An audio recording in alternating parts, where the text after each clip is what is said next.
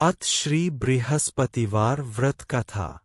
भारतवर्ष में एक प्रतापी और दानी राजा राज्य करता था। वह नित्य गरीबों और ब्राह्मणों की सहायता करता था। यह बात उसकी रानी को अच्छी नहीं लगती थी। वह ही गरीबों को दान देती ही भगवान का पूजन करती थी और राजा को भी दान देने से मना किया करती थी। एक दिन राजा शिकार खेलने वन को गए हुए थे तो रानी महल में अकेली थी। उसी समय बृहस्पति देव साधु वेश में राजा के महल में भिक्षा के लिए गए और भिक्षा मांगी। रानी ने भिक्षा देने से इनकार किया और कहा, हे साधु महाराज, तो दान पुण्य से तंग आ गई हूँ। मेरा पति सारा धन लुटाते रहते हैं।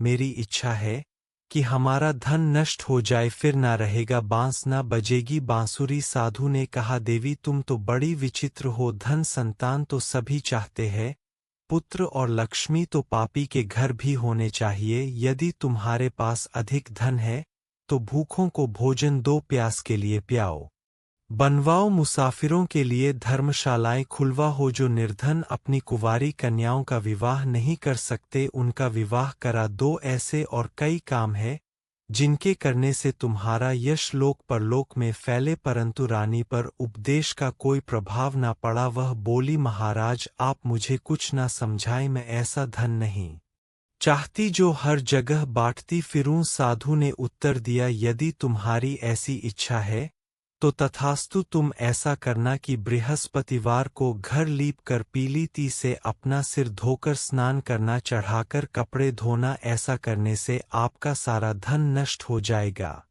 इतना कहकर वह साधु महाराज वहां से आलोक हो गए। साधु के अनुसार कई बातों को पूरा करते हुए रानी को केवल 3 बृहस्पतिवार ही बीते थे कि उसकी समस्त धन संपत्ति नष्ट हो गई। भोजन के लिए राजा का परिवार तरसने लगा। तब एक दिन राजा ने रानी से बोला कि हे रानी, तुम यही रहो, मैं दूसरे देश को जाता हूँ, क्योंकि यहाँ पर सभी लोग मुझे जानते हैं, इसलिए मैं कोई छोटा कार्य नहीं कर सकता। ऐसा कहकर राजा परदेश चला गया। वहाँ वह जंगल से लकड़ी काट कर लाता और शहर में बेचता। इस तरह वह अपना जीवन व्यतीत करने लगा। इधर राजा के परदेश जाते ही रानी और दासी दुखी रहने लगी। एक बार जब रानी और दासी को 7 दिन तक बिना भोजन के रहना पड़ा तो रानी ने अपनी दासी से कहा, हे दासी, पास ही के नगर में मेरी बहन रहती है, वह बड़ी धनवान है, तू उसके पास जा और कुछ ले आ ताकि थोड़ी बहुत गुजर बसर हो जाए। दासी की बहन के पास गई। उस दिन गुरुवार था और रानी की बहन उस समय बृहस्पतिवार व्रत की कथा सुन रही थी। दासी ने रानी की बहन को अपनी रानी का संदेश दिया, लेकिन रानी की बड़ी बहन ने कोई उत्तर नहीं दिया। जब दासी को रानी की बहन से कोई उत्तर नहीं मिला तो वह बहुत दुखी हुई और उसे क्रोध भी आया। दासी ने वापस आकर रानी को सारी बात बता दी। सुनकर रानी ने अपने भाग्य को कोसा। उधर रानी की बहन ने सोचा कि मेरी बहन की दासी आई थी, परंतु मैं उसे से नहीं बोली, इससे वह बहुत दुखी हुई होगी। कथा सुनकर और पूजन समाप्त करके वह अपनी बहन के घर आई और कहने लगी, हे बहन, मैं बृहस्पतिवार का व्रत कर रही थी, तुम्हारी दासी मेरे घर आई थी, परंतु जब तक कथा होती है तब तक न तो उठते हैं और न बोलते हैं, इसलिए मैं नहीं बोली। कहो दासी क्यों गई थी? रानी बोली, बहन तुमसे क्या छिपा, हमारे घर में खाने तक को अनाज नहीं था। ऐसा कहते कहते रानी की आंखें भर आई। उसने दासी समेत पिछले 7 दिनों से भूखी रहने तक की बात अपनी बहन को विस्तार पूर्वक सुना दी। रानी की बहन बोली, देखो बहन, भगवान बृहस्पति देव सबकी मनोकामना को पूर्ण करते हैं। देखो शायद तुम्हारे घर में अनाज रखा हो। पहले तो रानी को विश्वास नहीं हुआ, पर बहन के आग्रह करने पर उसने अपनी दासी को अंदर भेजा तो उसे सचमुच अनाज से भरा एक घड़ा मिल गया। यह देखकर दासी को बड़ी हैरानी हुई। दासी रानी से कहने लगी, हे रानी, जब हमको भोजन नहीं मिलता तो हम व्रत ही तो करते हैं, इसलिए क्यों न इनसे व्रत और कथा की विधि पूछी जाए ताकि हम भी व्रत कर सके। तब रानी ने अपनी बहन से बृहस्पतिवार व्रत के बारे में पूछा। उसकी बहन ने बताया, बृहस्पतिवार के व्रत में चने की दाल और मुनक्का से विष्णु भगवान का केले की जड़ में पूजन करे तथा दीपक जलाए, व्रत कथा सुने और पीला भोजन ही करे, इससे बृहस्पति देव प्रसन्न होते हैं। व्रत और पूजन विधि बताकर रानी की बहन अपने घर को लौट गई। 7 दिन के बाद जब गुरुवार आया तो रानी और दासी ने व्रत रखा, घुड़साल में जाकर चना और गुण लेकर आई, फिर उससे केले की जड़ तथा विष्णु भगवान का पूजन किया। अब पीला भोजन कहाँ से आए, इस बात को लेकर दोनों बहुत दुखी थे। चूंकि उन्होंने व्रत रखा था इसलिए बृहस्पति देव उनसे प्रसन्न थे, इसलिए वे एक साधारण व्यक्ति का रूप धारण कर 2 थलों में सुंदर पीला भोजन दासी को दे गए। भोजन पाकर दासी प्रसन्न हुई और फिर रानी के साथ मिलकर भोजन ग्रहण किया। उसके बाद वे सभी गुरुवार को व्रत और पूजन करने लगी। बृहस्पति भगवान की कृपा से उनके पास फिर से धन संपत्ति आ गई, परंतु रानी फिर से पहले की तरह हाल से करने लगी। तब दासी बोली, देखो रानी, तुम पहले भी इस प्रकार आलस्य करती थी, तुम्हें धन रखने में कष्ट होता था, इस कारण सभी धन नष्ट हो गया, और अब जब भगवान बृहस्पति की कृपा से धन मिला है तो तुम्हें फिर से आलस्य होता है। रानी को समझाते हुए दासी कहती है कि बड़ी मुसीबतों के बाद हमने यह धन पाया है, इसलिए हमें दान पुण्य करना चाहिए, भूखे मनुष्यों को भोजन कराना चाहिए और धन को शुभ कार्यों में खर्च करना चाहिए, जिससे तुम्हारे कुल का यश बढ़ेगा, स्वर्ग की प्राप्ति होगी और भी प्रसन्न होंगे। दासी की बात मानकर रानी अपना धन शुभ कार्यों में खर्च करने लगी, जिससे पूरे नगर में उसका यश फैलने लगा। एक दिन राजा दुखी होकर जंगल में एक पेड़ के नीचे आसन जमाकर बैठ गया। वह अपनी दशा को याद करके व्याकुल होने लगा। बृहस्पतिवार का दिन था। एकाक उसने देखा कि निर्जन वन में एक साधु प्रकट हुए। वह साधु वेश में स्वयं बृहस्पति देवता थे। लकड़हारे के सामने आकर बोले, हे लकड़हारे, इस सुनसान जंगल में तू चिंता मग्न क्यों बैठा है?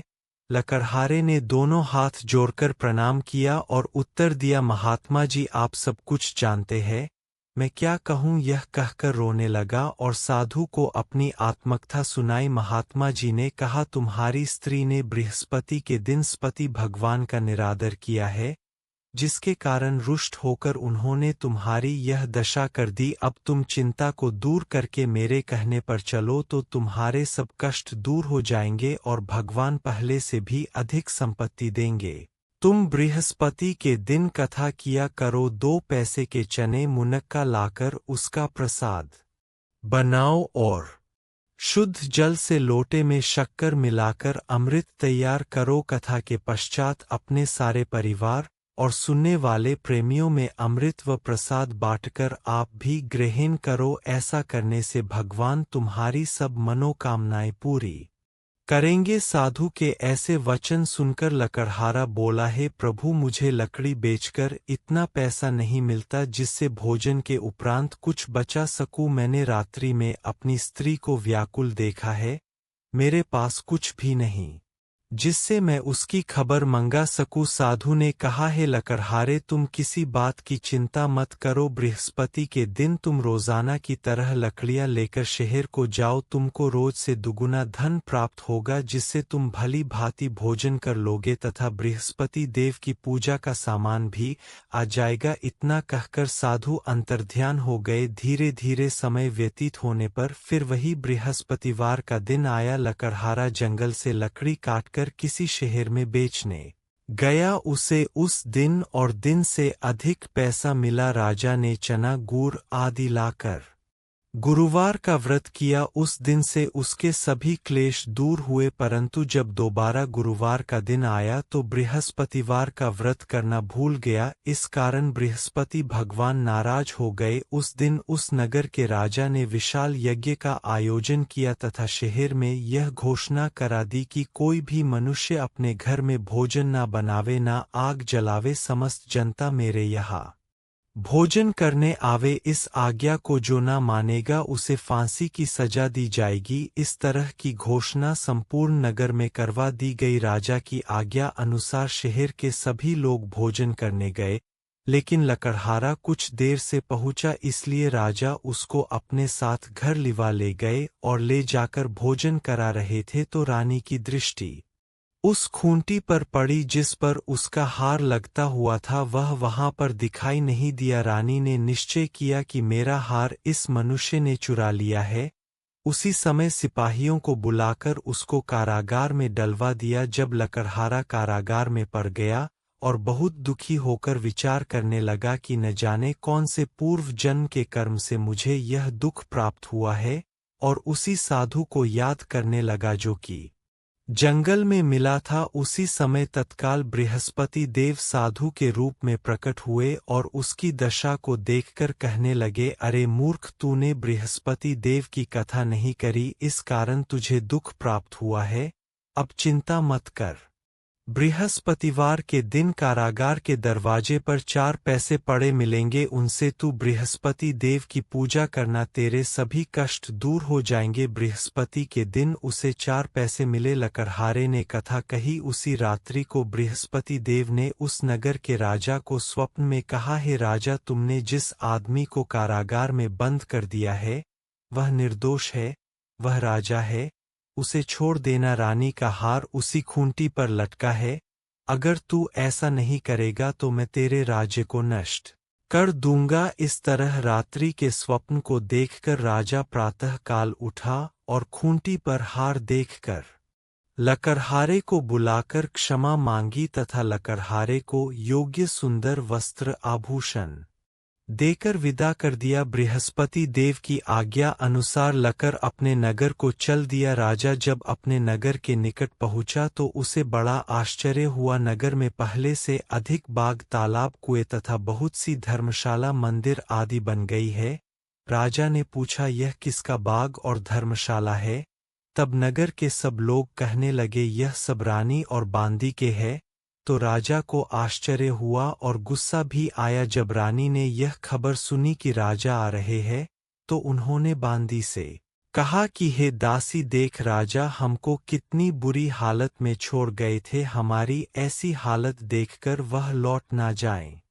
इसलिए तू दरवाजे पर खड़ी हो जा। आज्ञा अनुसार दासी दरवाजे पर खड़ी हो गई। राजा आए तो उन्हें अपने साथ लिवा लाए। तब राजा ने क्रोध करके अपनी रानी से पूछा कि यह धन तुम्हें कैसे प्राप्त हुआ है? तब उन्होंने कहा, हमें यह सब धन बृहस्पति देव के इस व्रत के प्रभाव से प्राप्त हुआ है।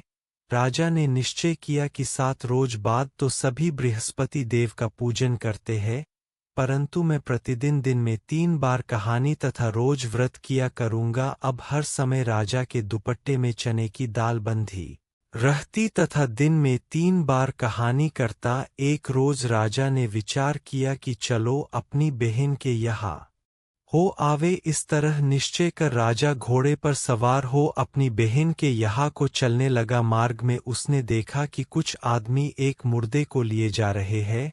उन्हें रोककर राजा कहने लगा, अरे भाइयों, मेरी बृहस्पति देव की कथा सुन लो। वे बोले, लो, हमारा तो आदमी मर गया है, इसको अपनी कथा की पड़ी है। पर तो कुछ आदमी बोले, ले अच्छा, कहो, हम तुम्हारी कथा सुनेंगे। राजा ने दाल निकाली और जब कथा आधी हुई थी कि मुर्दा हिलने लग गया, और जब कथा समाप्त हो गई तो राम राम करके मनुष्य उठकर खड़ा हो गया। आगे मार्ग में उसे एक किसान खेत में हल चलाता मिला। राजा ने उसे देख और उससे बोले, अरे भैया, तुम मेरी बृहस्पतिवार की कथा सुन लो। किसान बोला, जब तक मैं तेरी कथा सुनूंगा तब तक 4 हराया जोत लूंगा, जा अपनी कथा किसी और को सुनाना। इस तरह राजा आगे चलने लगा। राजा के हते ही बेल पछाड़ खाकर गिर गए तथा किसान के पेट में बड़ी जोर का दर्द होने लगा। उस समय उसकी माँ रोटी लेकर आई। उसने जब यह देखा तो अपने पुत्र से सब हाल पूछा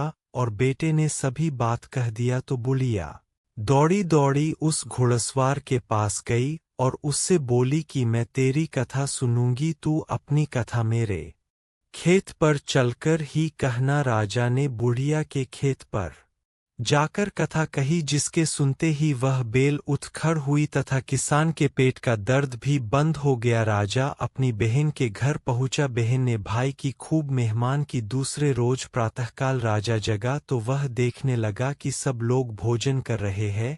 राजा ने अपनी बहन से कहा, ऐसा कोई मनुष्य है जिसने भोजन नहीं किया हो? मेरी बृहस्पतिवार की कथा सुन ले। बहन बोली, है भैया, यह देश ऐसा ही है कि पहले यहाँ लोग भोजन करते हैं, बाद में अन्य काम करते हैं। अगर कोई पड़ोस में हो तो देख आओ। वह ऐसा कहकर देखने चली गई, परंतु उसे कोई ऐसा व्यक्ति नहीं मिला जिसने भोजन ना किया हो। आठ वह एक कुम्हार के घर गई जिसका लड़का बीमार था। उसे मालूम हुआ कि उनके यहाँ 3 रोज से किसी ने भोजन नहीं किया है।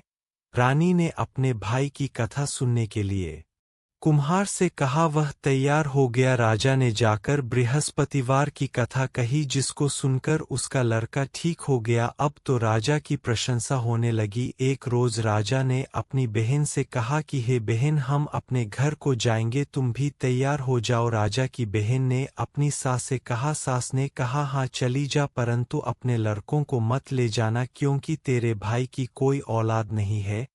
बहन ने अपने भैया से कहा, हे भैया, तो चलूंगी, पर कोई बालक नहीं जाएगा। राजा बोला, जब कोई बालक नहीं चलेगा तब तुम ही क्या करोगी? बड़े दुखी मन से राजा अपने नगर को लौट आया। राजा ने अपनी रानी से कहा, हम निर्व है, हमारा मुंह देखने का धर्म नहीं है और कुछ भोजन आदि नहीं किया। रानी बोली, है प्रभु, बृहस्पति देव ने हमें सब कुछ दिया है, वह हमें औलाद अवश्य देंगे। उसी रात को बृहस्पति देव ने राजा से स्वप्न में कहा, हे राजा, उठ, सभी सोच त्याग दे, तेरी रानी गर्भ से है। राजा की यह बात सुनकर बड़ी खुशी हुई। 9 महीने में उसके गर्भ से एक सुंदर पुत्र पैदा हुआ। तब राजा बोला, हे रानी, स्त्री बिना भोजन के रह सकती है, पर बिना कहे नहीं रह सकती। जब मेरी बहन आवे तो मुझसे कुछ कहना मत। रानी ने सुनकर हाँ कर दिया। जब राजा की बहन ने यह शुभ समाचार सुना तो वह बहुत खुश हुई तथा बधाई लेकर अपने भाई के यहाँ आई। तभी रानी ने कहा, घोड़ा चढ़कर तो नहीं आई, गधा चढ़ी आई। राजा की बहन बोली, भाभी, मैं इस प्रकार ना कहती तो तुम्हें औलाद कैसे मिलती? बृहस्पति देव ऐसे ही है, जैसी जिसके मन में कामनाएं है, सभी को पूर्ण करते हैं। जो सद्भावना पूर्वक बृहस्पतिवार का व्रत करता है एवं कथा पता है अथवा सुनता है, दूसरों को सुनाता है, बृहस्पति देव उसकी सभी मनोकामना पूर्ण करते हैं। भगवान बृहस्पति देव उसकी सदैव रक्षा करते हैं। संसार में जो मनुष्य सद्भावना से भगवान जी का पूजन व्रत सच्चे हृदय से करते हैं तो उनकी सभी मनोकामनाएं पूर्ण करते हैं। जैसी सच्ची भावना से रानी और राजा ने उनकी कथा का गुणगान किया तो उनकी सभी इच्छाएं बृहस्पति देव जी ने पूर्ण की थी।